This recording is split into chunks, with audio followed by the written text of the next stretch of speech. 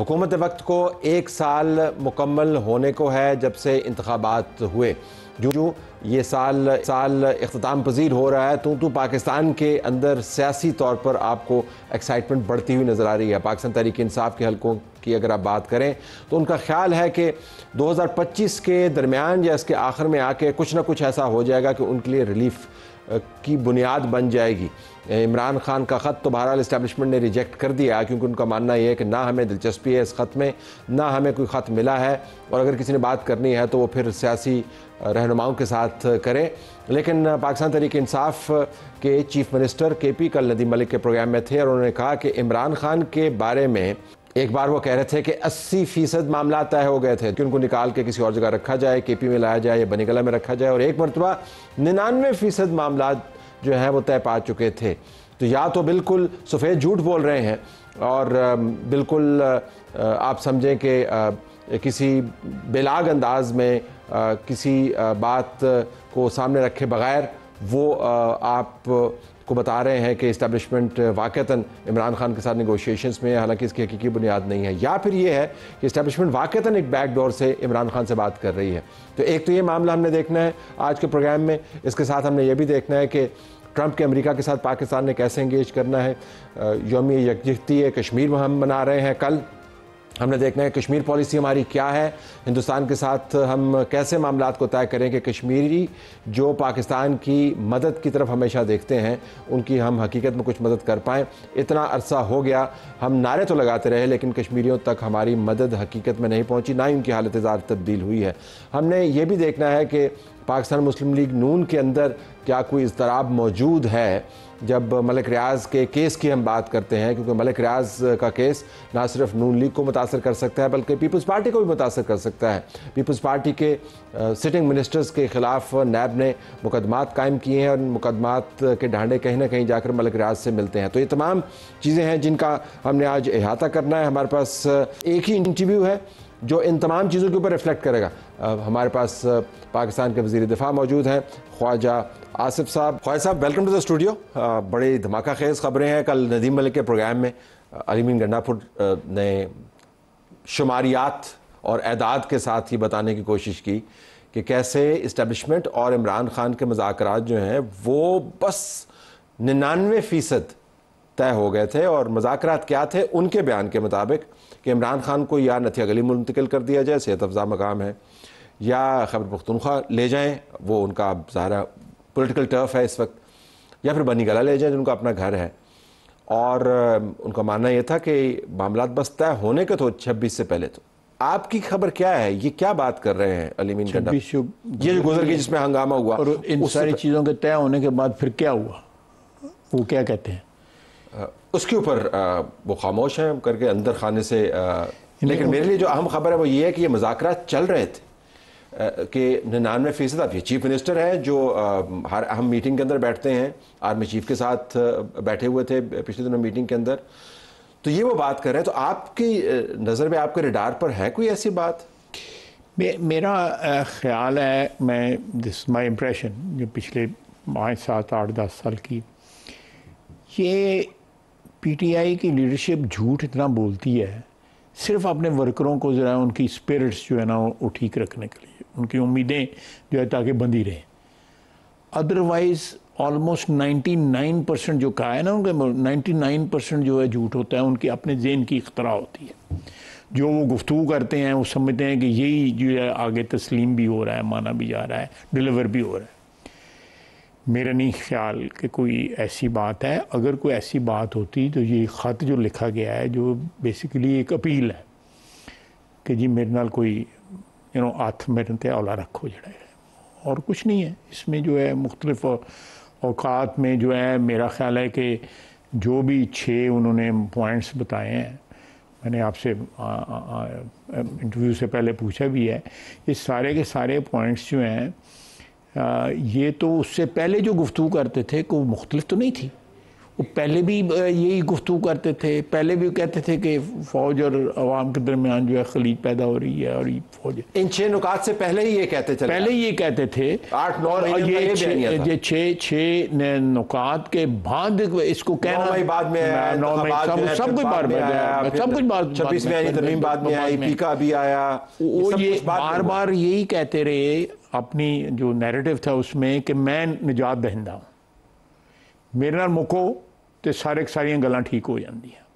ये उनका हमेशा नैरेटिव रहा है। जब उनके पास एक सीट भी नहीं थी उस वक्त भी यही नैरेटिव था। अच्छा, लेकिन ये मैं 98-99 में चले जाए उस वक्त भी ये नैरेटिव। इस काम में उन्होंने कभी यूटर्न नहीं लिया, इस काम में वो हमेशा मुसलसल चलते रहे। लेकिन क्या वफाकी काबीना के किसी इजलास में या नून लीग के अपने जो हल्के हैं चलाने वाले, you are part of them, इस लेवल पर कोई ऐसी खबर, कोई ऐसी रूमर के जी हो सकता है एस्टेब्लिशमेंट जो है अंदर खाने बात कर रही हो, कभी डिस्कस हुआ है? कभी किसी स्टेज पे नहीं डिस्कस हुआ, नेवर, किसी स्टेज पे डिस्कस नहीं हुआ।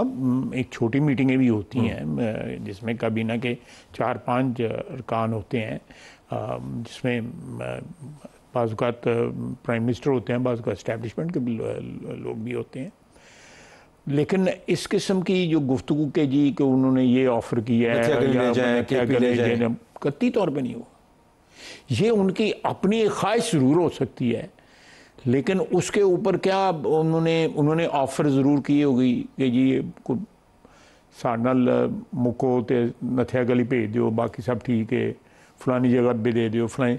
उसके बाद जो है मेरा नहीं ख्याल किसी स्टेज पे ये उनकी ख्वाहिशात का जो आपने जो तजवीज़ है, गंडापुर साहब की ही तजवीज़, ये उनकी तजावीज़ हो सकती हैं, उनकी ख्वाहिशात हो सकती हैं, लेकिन ये कोई सेटलमेंट इन चीज़ों के ऊपर कतई तौर पे नहीं हुई। दिफाई हल्कों के अंदर कोई मूड ऐसा है कि जी इस किस्म की कोई रिलीफ, ये नहीं जो उन्होंने कहा? मैं तल साहब, मैं आपका मुशाहिदा जो है मुझसे बहुत ज़्यादा है, तो मल्टी डायमेंशनल है। उसने सारी जिंदगी जिस हाथ ने उसको खिलाया उस हाथ को काटा है उसने। आज किसी का गुन गा रहा है, कल उसको गाली दे रहा है, परसों फिर उसकी गुन गा रहा है। ये एक पैटर्न है उसकी ज़िंदगी का, सारी ज़िंदगी। अब मैं सियासी ज़िंदगी कहूँगा, दूसरी ज़िंदगी पे I have no right to comment. सारी में ये पैटर्न रहा है। जनरल मुशर्रफ से शुरू हुआ, जनरल मुशर्रफ के ख़िलाफ़ बैठ गया, उससे 90 सीटें मांगी, उसके बाद हमारे साथ चलता रहा, 2-4-5 साल हमारे साथ उसने गुजारे 2008-9 तक। उसके बाद फिर कुछ हुआ, फिर हमारे साथ हमारे ख़िलाफ़ भी हो गया, पीपल्स पार्टी के साथ कुछ सलाम दुआ हुई, उनके ख़िलाफ़ भी हो गया। सब के कोई एस्टेब्लिशमेंट में जो है बाजा साहब की बहुत बड़े इमरान खान सपोर्टर थे, कहते बेहतरीन जर्नल है, मेरी पॉलिसी चलाता है, जमहूरियत को सपोर्ट करता है। जो जितनी वो तारीफ़ करते थे तो इसी ऐसे लगता था कि बाजा साहब भी यूथी हैं, यही लगता था ना उनसे। और उनको कहते थे कि जी वो उनसे बेहतर कोई चीफ नहीं हुआ। ये सारी बातें वो की हुई हैं। फिर उनके पैरी पै गए प्रेसिडेंसी के अंदर। अलवी साहब गवाह हैं इस चीज़ के। नहीं, वो मुहावरतन आप कह रहे हैं ना, हकीकतन तो नहीं। कोई गल होती है ना, जरूरी तो नहीं होता कि बंदा लिटरली गिटे फाड़ ले। मेरा मतलब मिलता तो जिसले बंदा आ जाए तो पंजाबी च उन्होंने पैरी पैना ही कहना। सही। तो आप कह रहे हैं कि चूंकि उनके ऊपर कोई ट्रस्ट नहीं करता, लिहाजा उनकी तरफ से जो भी इस किस्म का इनिशिएटिव आएगा। देखिए ना, दो चीज़ें हैं, मैं आई विल ऐड सम। एक तो ट्रस्ट नहीं उन पर कोई करता, दूसरा जो उन्होंने जो एटीट्यूड पावर जब उनकी गई है उसके बाद जो अपनाया है, उन्हें मुल्क पे भी हमला किया, वो एब्सोल्युटली नॉट और साइफर ये वो सारा कुछ, he went to the extremes. वो खुद भी उनके फॉलोअर्स भी, यहाँ भी, अब्रॉड भी, they went to the extremes. मुझे परेशानी होती है ये सोच के कि इस मुल्क में पहले भी जो है इस किस्म के जो ना चेंजेस आई हैं, सिविलियन हुकूमतों में भी आई हैं, मिलिट्री हुकूमतों में भी आई हैं, अयूब खान के वक्त भी आई हैं, उससे पहले भी आई हैं, उससे बाद भी आई हैं, लेकिन किसी ने इतना रोना नहीं डाला जितना इसने डाला। इसने तो दिल में ला ली थी गल जी। बदलते हैं, आप स्ट्रगल करते हैं, वक्त बदल जाता है, वक्त फिर कोई ख़राब वक्त आता है, ये तो ज़िंदगी में साथ लगा रहता है।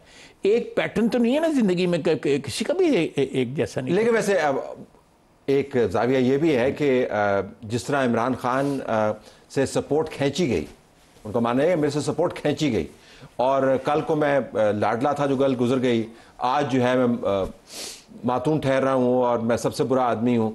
तो शायद दूसरे सियासतदानों के लिए टर्न अराउंड आसान है, इमरान खान के लिए आसान नहीं है, लेकिन इस्टेब्लिशमेंट के चहीता तो रहा ना इमरान खान बहुत।